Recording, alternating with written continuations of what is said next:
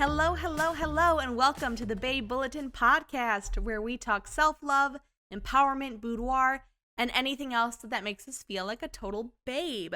My name is Alicia. I'm a boudoir photographer and a body liberation expert, and welcome back to the show. I'm excited that you're here. We are diving into something today that's a little bit spooky, but still a whole lot empowering, which would be the final girl. I am a huge fan of horror movies, and now more than ever, I'm watching a ton of them.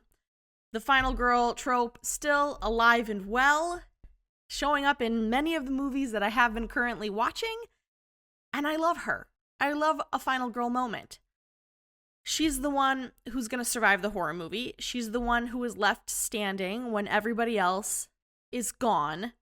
She's the one who faces the monster. She is left to fight the killer, and she may be terrified, but she still has so much grit and strength, and that's why I love her. That's why we love the final girl, because she isn't just surviving a horror movie. If she makes it to the end, she has totally evolved into a different person, and that's what I want to talk about. I want to talk about the best final girls in horror movies and what they teach us about strength and resilience and womanhood. Now, I will say that in classic horror, the final girl is typically displayed as the good girl, very moral, very cautious, maybe a little quiet, often virginal. We can have qualms with that for sure. But over time, I will say that this archetype has evolved. And the final girl no longer survives because she is pure. There's back in like the 70s and early 80s, the final girl was going to be the person who probably didn't have sex with anybody. She was ticking all of the boxes of what was considered moral. And I would say, thankfully, the final girls today don't have to hit all of those boxes. That's not why they survive, because they're quote unquote good. They survive because they're smart. Our final girls now are very intuitive. They are adaptable, and they refuse to quit. They refuse to give up. And honestly, that is what makes her so powerful and badass. And that's why I love them. So let's jump through some of the greats. Obviously, spoilers. I mean, a lot of the final girls are from, probably like 80s. 90s. So these movies have been around for a while, and hopefully I'm not spoiling anything too much for you, but we can't really talk about final girls without talking about the roles that they played in movies. So here's your warning. We're gonna be maybe spoiling some things in movies if you haven't watched a lot of horror. But I have a few of my favorites written down, and you can let me know in the comments if you agree or disagree. But of course, we gotta start back with one of the first final girls, which would be Laurie from Halloween. Laurie was played by Jamie Lee Curtis in the very original Halloween, and she's made an appearance in several of the other ones. If you're into the Halloween series, it's a bit convoluted. The movies really jump all over the place. Sometimes they're sequels, sometimes they're prequels, sometimes, like Halloween, I think 3, has nothing to do with any of them. There are remakes, there's a lot in there, but she appears in some of them. And I love her because she represents awareness. She trusts her instincts. She was seeing danger before anybody else did, and she never dismissed her own intuition. In the original Halloween, she's very young. I want to say she may even still be in high school in that movie. And it's easy when you're a young woman to just kind of be dismissed and think like, oh, I'm being crazy. That's what people would tell me. And Laurie does not do that. She very, very, very much trusts her own intuition. And I certainly can connect with that. I have ignored gut feelings in the past because I didn't want to seem dramatic. And, not less than ideal things were a result of that.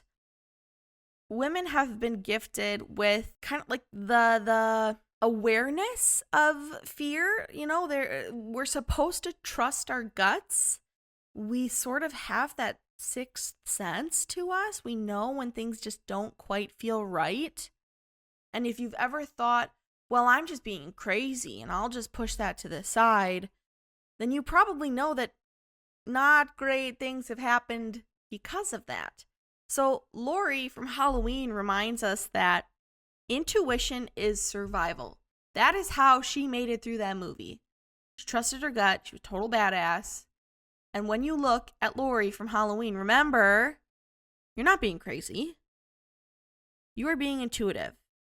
And intuition is a part of survival. I also adore Ellen Ripley from Alien. We could not talk about Final Girls without talking about Ripley.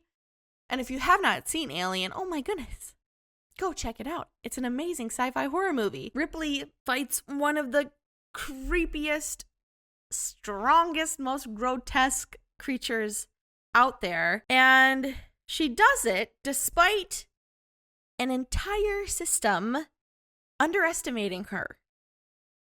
It's not just a movie about a woman surviving an alien. It is a movie about a woman being logical, being brave, even being maternal at times. She saves that little cat. And kind of the whole system is rooting against her. Ripley is just so cool. She's got this incredible dynamic. She's so strong, but she's so empathetic. And she proves that those two things are not opposites. Especially as the movies kind of digress. You see that like empathy and like those kinds of traits come through with her even more.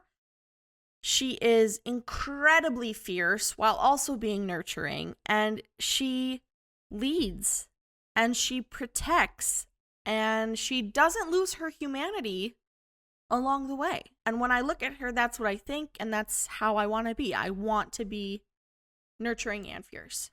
I want to be protective without building a wall around my humanity, and she's a perfect example of that. Final girl, number 3. Also, could not have this list without talking about probably my favorite final girl from, dare I say, my favorite horror movie? Sidney Prescott from Scream.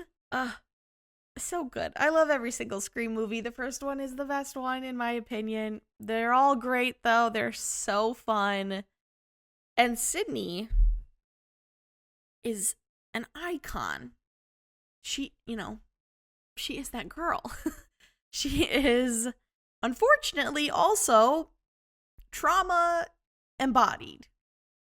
Sidney has had an extremely traumatic life, and that is all before the killing even begins. She has been through it. Grief, fear, manipulation. But at no point does she let any of that define her. At no point does she just give up and throw in the towel because those things are too hard. In Scream, she really reclaims her story. She reclaims who she is. She is out there setting boundaries, and she refuses to let anybody's cruelty turn her into something cold and, again, like without the loss of her humanity. Later in the series, she does become a bit distant, but really that's to the city, and I don't fault her for that one bit. She has a family, she carries on with her life, and she comes back time and time again to beat the crap out of people who keep dressing up like Ghostface. She is proof that surviving is not just about staying alive. It's about healing, and healing on your own terms. And that's exactly what she does. She has a life. She has an amazing life. It's just not in the city that she grew up in.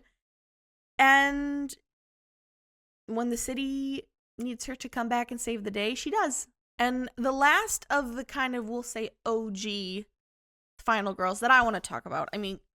A lot of movies came out a lot of slasher films in the, 70s, 80s, 90s. We could be here probably all day talking about final girls, but the last one I want to talk about from that era is Nancy from A Nightmare on Elm Street. Also very young. Very easy to dismiss her, which, yeah, most people in the movie did. She represents creativity and courage to me. When I think about Nancy, that is what I think about, because she's not just out here fighting Freddy Krueger. No. She is outsmarting him. She is coming up with plans. She is trying to anticipate his next move. She understands the rules of the game pretty quickly, and she ends up becoming very strategic, very resourceful, and she turns the fear that she has into action. And as women, maybe that resonates with you. Maybe you find that really relatable. We have been trained to manage fear, but often that's kind of where sometimes it ends. We can go a step farther. We can be like Nancy and use that fear to turn it into power and badassery. Fear doesn't mean we have to stop. Fear doesn't mean we give up. Fear doesn't mean, we throw in the towel, we take a nap, and we let Freddy Krueger take us in our dreams. No. You use that to become smarter and more resourceful, and it ends up becoming your strength after all. And that is why Nancy is so freaking cool. And the last final girl that I want to touch on from modern times, I guess, from the last, 5 years, would be Maxine from X. There's a trilogy. There's X, and then there's Pearl, and then there's Maxine. But Maxine is only in X and Maxine. She's not in Pearl, because Pearl is a prequel. Okay, now we know all of that. Maxine wants to be famous. That is her goal. And you know what? She does it. She has a goal, and she goes after it, despite so many setbacks. And many of those setbacks include, people trying to kill her. So, pretty huge setbacks. She is resourceful, much like Nancy.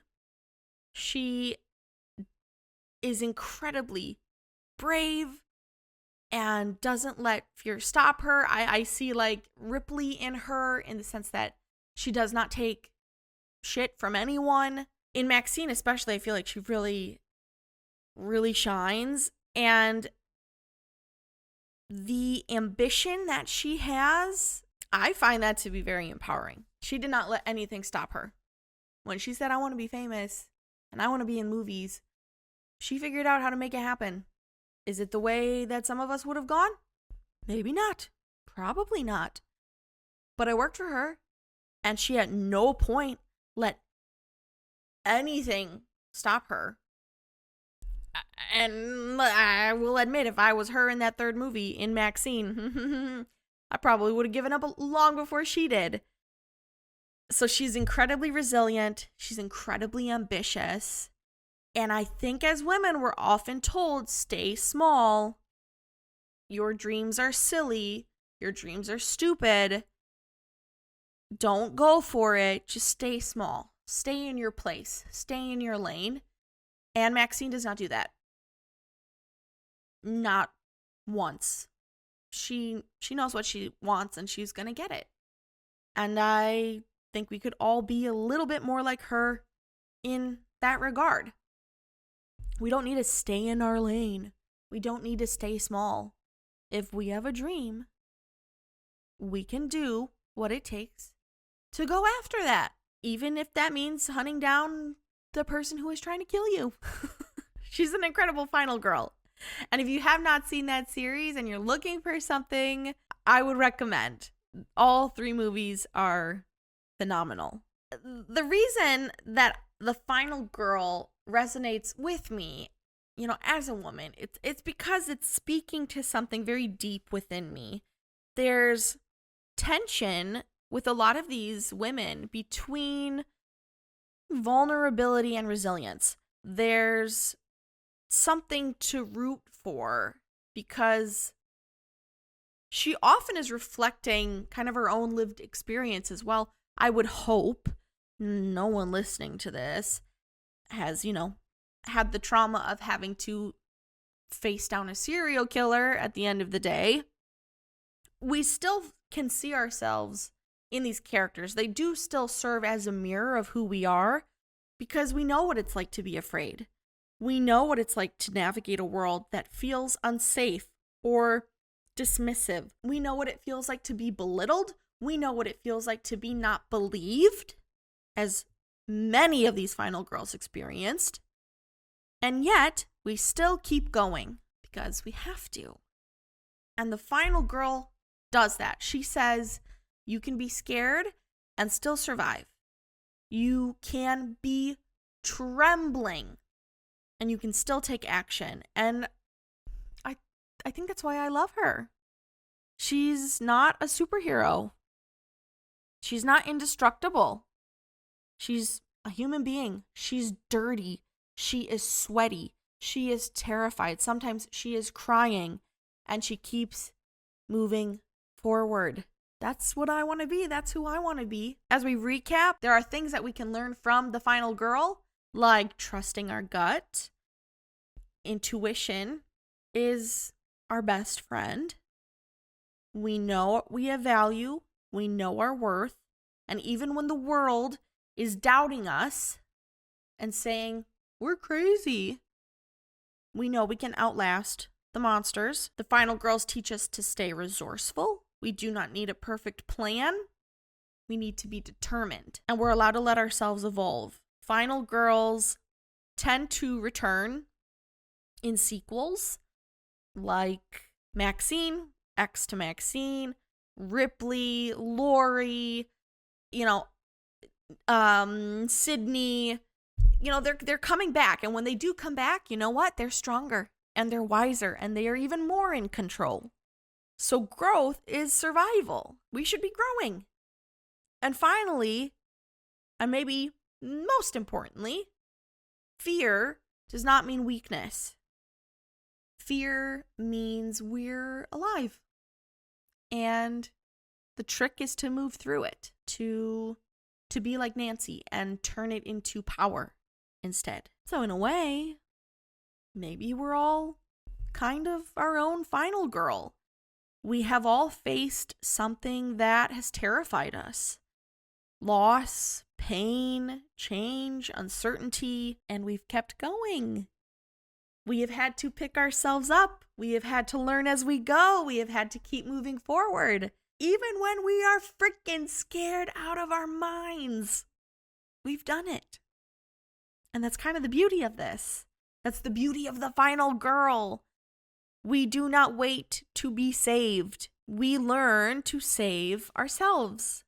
So, the next time you are watching a horror movie, cheer a little bit harder and a little bit louder for that final girl, because her strength and her fear and that messy, sweaty, and dirty determination that she has, we see that in ourselves as well. I hope you got something out of this kind of spooky and empowering chat with me today. I could sit here and talk about horror movies and women in them all day, every day. It is a secret, well, not so secret passion of mine.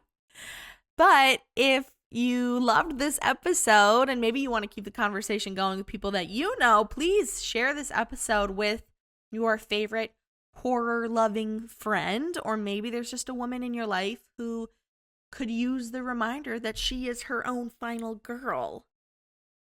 If you want to support this podcast, you can do so by liking this episode, again, sharing it with a friend, subscribing wherever it is that you listen. We're all over the place. I think we're on Spotify, Apple Podcasts, YouTube.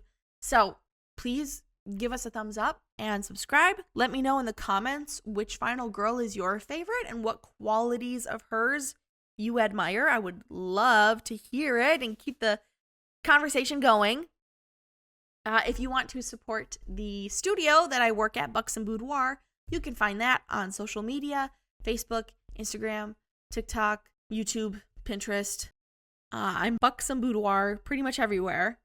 And if you're interested in booking a photo shoot, which may seem terrifying, but we know we are capable of moving through fear, feel free to reach out, and I would love to talk about setting one up with you. And now, time for our babe of the week. And I'm going to share the space a little bit. We just got done talking about women.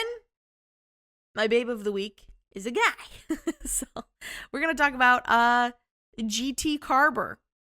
Do you know who that is? Probably not.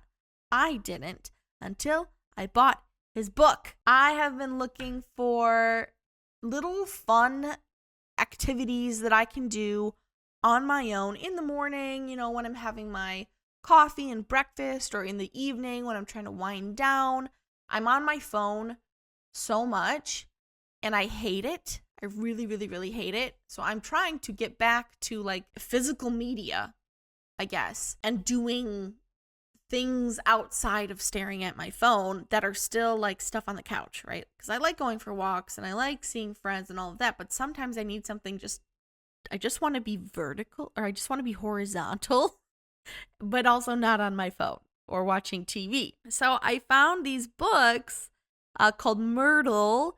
There's a couple of volumes. I have Myrtle Volume 1 that G.T. Carber wrote, and he is a computer programmer. He's like a mathematician, very into logic, but also a writer.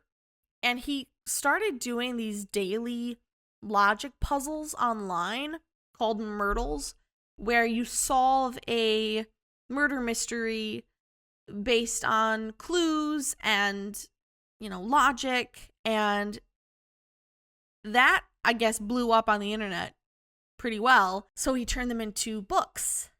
And I'm having a blast. They're so fun. Like, think if like Sudoku meets Agatha Christie. I guess we could say it's kind of like that. And I'm just having a great time. I'll just sit and I do a couple and I feel really accomplished when I get them done and when I get the answers right. And they're a blast. I've never done anything really like it before. I've never seen anything like it before. So if you're into puzzles, you like logic, stuff like that, you like murder mysteries, I would recommend.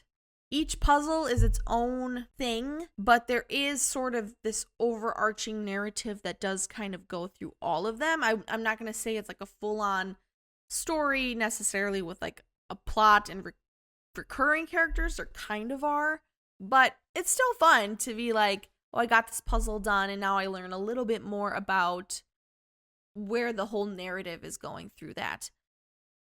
I will say, I have only played, there's 4 levels, I think, and I've only done the easy and, second easiest levels, I haven't gotten to the really, really, really hard puzzles yet. So maybe I will feel differently about the book when I get to that point. But right now I'm having a blast. And even if I get to the really, really, really hard ones and I can't figure them out and they're not for me, I'm still having a great time solving all of the ones leading up to those. So that's a great thing too. Maybe there are some in there that are way too easy for you and you can jump to the harder ones.